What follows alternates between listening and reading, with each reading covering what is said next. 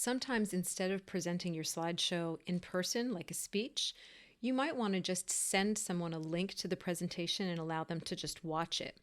Or another thing you could do with a presentation is set it up on a computer or an iPad so that it would work almost like an independent, automatically running presentation, almost like something you would see at a museum or something like that, that would just sort of continually run. The way you do that is by publishing to the web.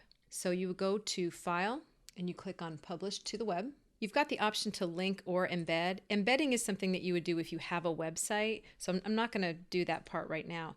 We're just going to do it through a link. They ask you how often you want to auto advance the slides. In other words, how often the slides are going to just turn by themselves. It's set to every 3 seconds, but you can change it to other times. So I'm going to leave it at every 3 seconds. The other two options are, do you want the slideshow to start as soon as the player loads? Sure. And we'll have it restart after the last slide. So I'm going to click Publish. I'm going to click OK. And then it gives me a link here. Now I'm going to just check this really quickly. This gives me the option to require viewers to sign in with their account. So if you're in a school and you only want people to see it that go to your school, you could do that. I'm going to leave it open for right now. So I'm going to click on this and I'm going to click Control-C to copy the link.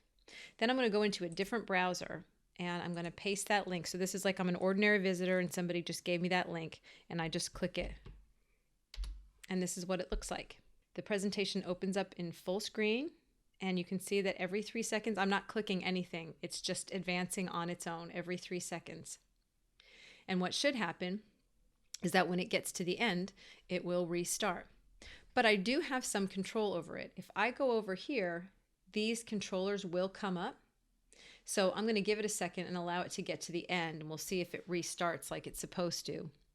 And then once it does, then we will see if I can make some changes. Okay, we're at the beginning again, and I'm going to just pause it, which I can, so it stopped advancing. I can go back. I can advance the slides forward myself quickly if I want to. So this is just a way to have somebody just experience your presentation on their own. They can't edit, they can't escape out of this and do anything to change it. This is just a way to have the presentation just run completely on its own.